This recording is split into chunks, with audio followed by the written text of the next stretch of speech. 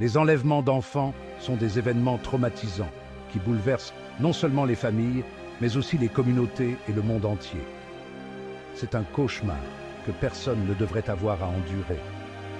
L'incertitude et la peur deviennent des compagnons constants. L'idée qu'un enfant soit arraché à sa vie, son innocence volée, donne des frissons dans le dos de tous les parents. Le monde semble s'arrêter. Chaque jouet non touché, chaque lit soigneusement fait, devient un rappel douloureux de l'absence. Le temps n'a plus aucun sens. Les jours se fondent en nuit et les nuits en jours, sans fin en vue. Il n'y a que l'attente angoissante de réponse. Chaque seconde qui passe est une éternité de souffrance et d'espoir mêlés. Dans les annales du crime, il y a des cas d'enfants disparus qui retiennent l'attention de la nation. Ces histoires deviennent des points de ralliement pour la communauté. Ce ne sont pas seulement des histoires, ce sont des tragédies qui laissent des cicatrices durables sur les familles et les communautés. Les veillées et les affiches de disparus deviennent des symboles de solidarité et de soutien. Elles nous obligent à affronter les ténèbres qui peuvent se cacher dans l'ombre. La peur s'infiltre dans les quartiers autrefois paisibles. Aujourd'hui, nous plongeons dans 3 affaires qui ont marqué l'histoire. Le cas d'Ethan Patz, Elizabeth Smart et Monica Biro. Ces histoires poignantes révèlent des mystères, des luttes pour la survie et des enquêtes qui ont changé les pratiques de sécurité à jamais.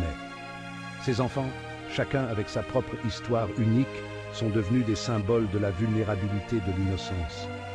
Leurs visages sont gravés dans nos mémoires.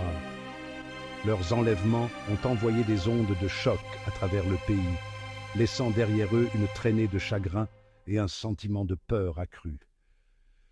Les communautés se sont unies dans la douleur et la recherche de justice. Ces affaires, aussi différentes soient-elles, ont un point commun. Elles ont toutes suscité une prise de conscience collective. Elles nous rappellent la fragilité de la vie et l'importance de protéger les plus vulnérables d'entre nous. Chaque étreinte devient plus précieuse, chaque moment plus significatif. Si vous aimez ce qu'on fait sur la chaîne, n'hésitez pas à liker la vidéo et à vous abonner pour le soutien. Merci. Accrochez-vous, car certaines histoires sont particulièrement troublantes. Le 25 mai 1979 s'annonçait comme un jour de printemps, comme les autres, à New York. Les rues étaient animées, les gens vaquaient à leurs occupations quotidiennes, inconscients de l'événement tragique qui allait bientôt secouer la ville. Mais pour la famille Patz, ce jour allait devenir un jour gravé dans une douleur inimaginable. Leur vie allait basculer de manière irréversible.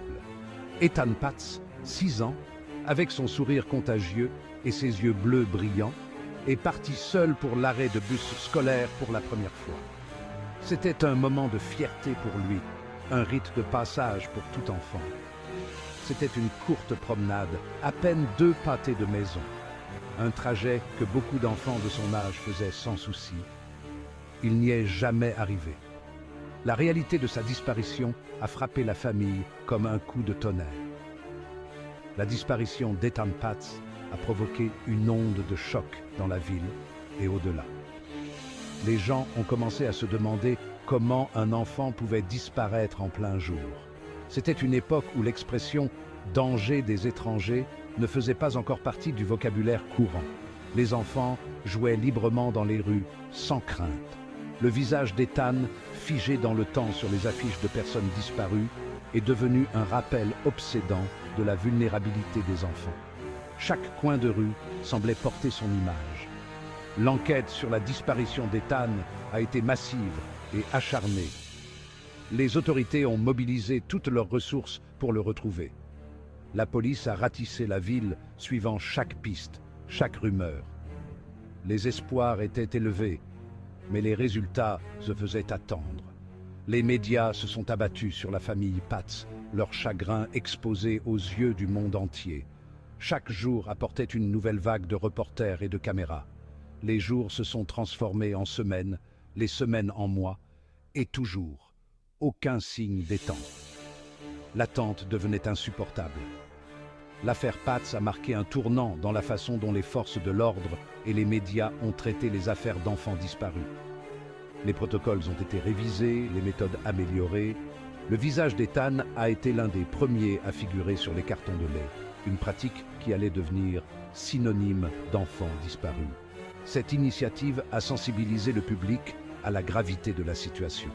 Sa disparition a mis la question de l'enlèvement d'enfants au premier plan de la conscience nationale. Les parents ont commencé à surveiller de plus près leurs enfants et la société a pris conscience de la nécessité de protéger les plus vulnérables.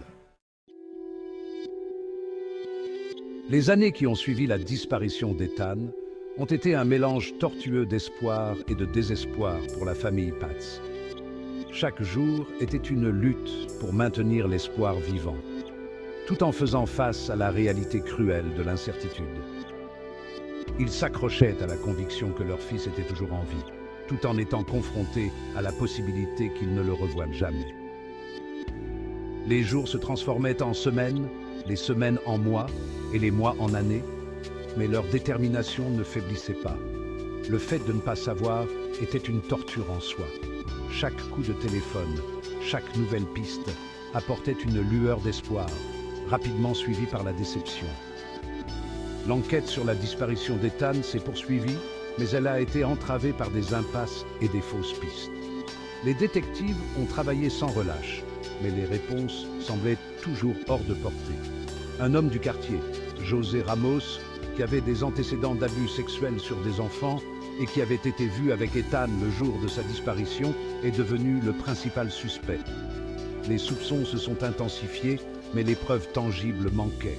Cependant, il n'y avait pas suffisamment de preuves pour l'inculper.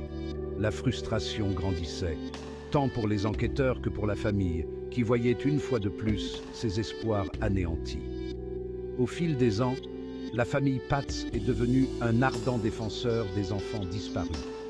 Ils ont utilisé leur tragédie personnelle pour sensibiliser le public et mobiliser la communauté.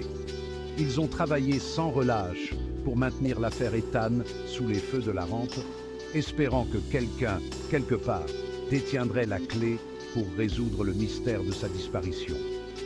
Leur engagement a inspiré de nombreux autres parents dans des situations similaires.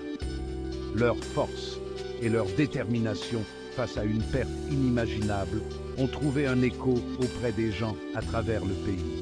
Les veillées aux chandelles et les rassemblements communautaires sont devenus des symboles de solidarité et d'espoir. Malgré le temps qui passe, le souvenir d'Ethan Pats a continué de hanter la ville de New York. Les rues de la ville portaient encore les cicatrices de cette tragédie, un rappel constant de la vulnérabilité des enfants. Sa disparition est devenue un récit de mise en garde, un rappel des ténèbres qui peuvent se cacher sous la surface de la vie quotidienne.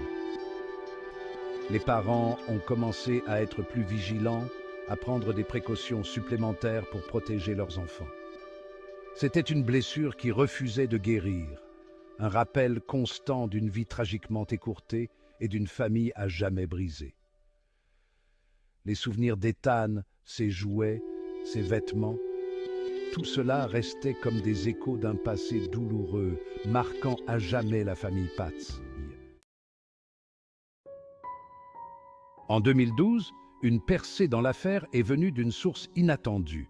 Pedro Hernandez, un homme qui avait travaillé dans une bodega près de l'appartement de la famille Pats en 1979, a avoué avoir tué Ethan. Hernandez a affirmé qu'il avait attiré le jeune garçon dans le sous-sol de la bodega où il l'avait étranglé et s'était débarrassé de son corps. Les aveux d'Hernandez ont été accueillis par des réactions mitigées. Certains y ont vu une réponse longtemps attendue, une chance d'apporter enfin une forme de conclusion à la famille Pats. D'autres, cependant, étaient sceptiques. Hernandez avait des antécédents de maladie mentale et ses aveux n'étaient corroborés par aucune preuve matérielle. Malgré le scepticisme entourant les aveux d'Hernandez, il a été reconnu coupable du meurtre d'Ethan en 2017 et condamné à une peine de 25 ans à la prison à vie. Le procès a été chargé d'émotion, la famille Pats faisant enfin face à l'homme qu'elle croyait responsable de la mort de son fils. Si la condamnation de Pedro Hernandez a apporté un sentiment de justice à la famille Paz, elle n'a pas effacé la douleur de sa perte. Le corps d'Ethan n'a jamais été retrouvé, laissant un vide qui ne pourra jamais être comblé. L'affaire, cependant, reste un rappel poignant de l'importance de ne jamais renoncer à la recherche de la justice, quel que soit le temps qui s'est écoulé. Passons maintenant au cas d'Elizabeth Smart. Cette histoire a débuté en 2002 dans l'Utah, aux États-Unis. Elizabeth, alors âgée de 14 ans, dormait tranquillement dans sa chambre lorsqu'un homme s'est introduit dans sa maison et l'a kidnappée sous la menace d'un couteau. Ce cauchemar allait durer 9 longs mois. Elizabeth a été retenue captive par Brian David Mitchell et sa femme Wanda Barzee. Pendant 9 longs mois, elle a vécu un cauchemar inimaginable. Elle a été forcée de vivre dans des conditions insupportables, à quelques kilomètres de sa propre maison, dans une tente délabrée et un abri de fortune en pleine forêt. Les conditions étaient si précaires qu'il était difficile de croire qu'elle était si proche de la civilisation, alors que des recherches massives étaient en cours pour la retrouver. Des équipes de police et des volontaires ont fouillé sans relâche, jour et nuit, espérant la ramener saine et sauve. Des affiches de personnes disparues étaient placardées partout, mais en vain. Mitchell, un homme se prétendant prophète, imposait des rituels étranges à Elizabeth, la forçant à participer à des cérémonies bizarres et inquiétantes. Il utilisait la religion comme un outil de manipulation et de contrôle, lui interdisant de s'échapper sous peine de mort. La peur constante et les menaces de violence étaient ses compagnons quotidiens, rendant toute tentative de fuite presque impossible. Elizabeth vivait dans une terreur perpétuelle, chaque jour étant une lutte pour sa survie. L'affaire a pris fin en mars 2003, lorsqu'une passante a reconnu Elizabeth dans la rue. Cette passante, une femme ordinaire, a eu la présence d'esprit de ne pas perdre de temps. Elle a immédiatement sorti son téléphone portable et a composé le numéro des autorités locales. Grâce à son appel rapide, les forces de l'ordre ont pu intervenir sans délai. Les policiers sont arrivés sur les lieux en quelques minutes, sécurisant la zone et prenant Elizabeth sous leur protection. Ce fut un moment de soulagement immense pour elle. La force mentale d'Elizabeth a impressionné le monde entier. Malgré les épreuves qu'elle a traversées, elle a trouvé le courage de se tenir debout et de raconter son histoire. Les médias ont relayé son témoignage, touchant des millions de personnes, car elle a choisi de partager son histoire pour sensibiliser et aider d'autres victimes. En prenant la parole lors de divers événements et en s'engageant activement dans des campagnes de sensibilisation, Elizabeth est devenue une voix puissante pour les survivants, inspirant et offrant de l'espoir à ceux qui en ont le plus besoin. Depuis, Elizabeth Smart est devenue aujourd'hui une voix forte dans la lutte contre les abus et les kidnappings. Elle a inspiré des millions de personnes par son courage et son engagement pour la protection des enfants. Après avoir survécu à une expérience traumatisante, elle a choisi de transformer sa douleur en une mission de sensibilisation.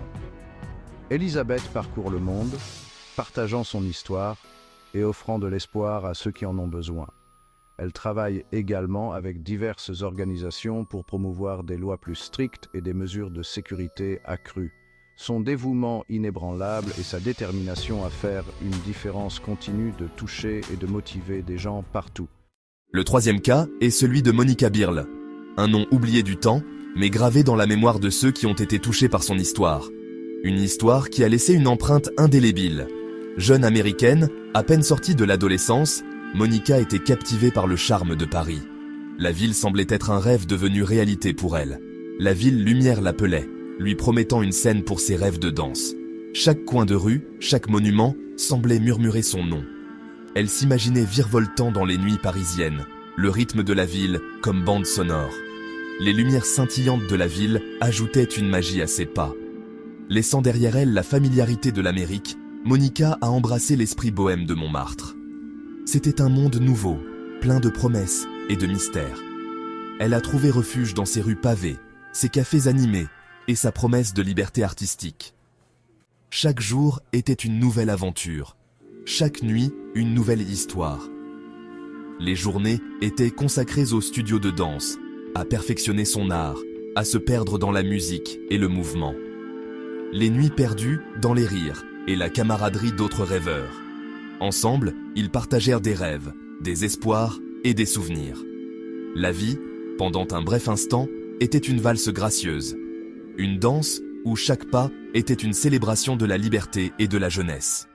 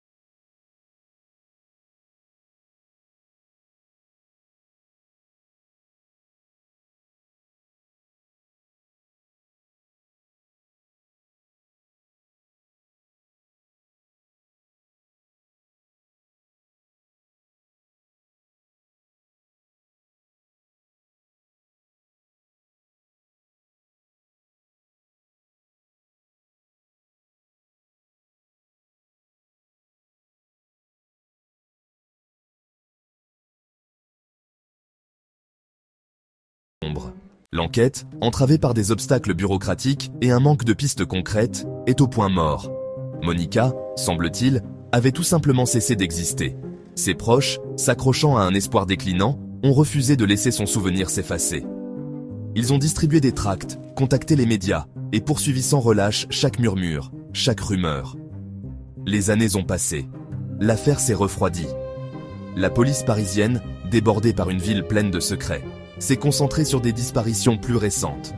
L'histoire de Monica, autrefois un murmure sur les lèvres des habitants de Montmartre, est devenue une mise en garde, un rappel du côté obscur de la ville. En 1994, 5 longues années après la disparition de Monica, un nom a fait froid dans le dos des Parisiens, Thierry Paulin.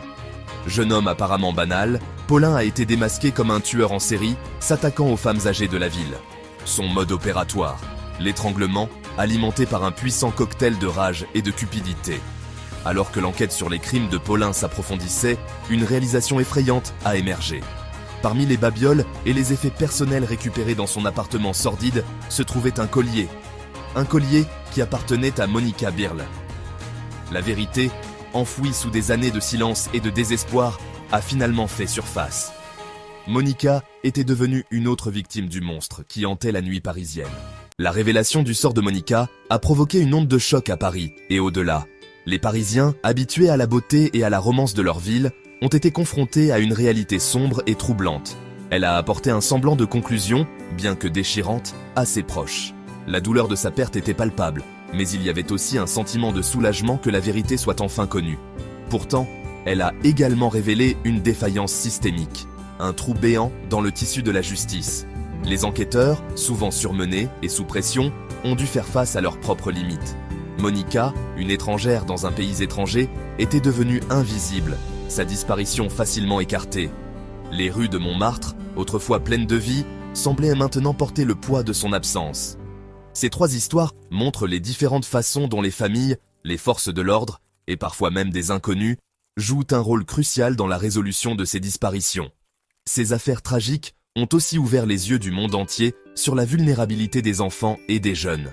Que ce soit à travers des protocoles de sécurité renforcés, des campagnes de sensibilisation ou des soutiens pour les victimes, ces histoires ont transformé nos sociétés. Merci d'avoir suivi cette vidéo. Si vous souhaitez en apprendre davantage sur d'autres affaires criminelles, abonnez-vous et activez les notifications pour ne rien manquer. Vos commentaires et partages nous permettent de continuer à mettre en lumière ces histoires importantes.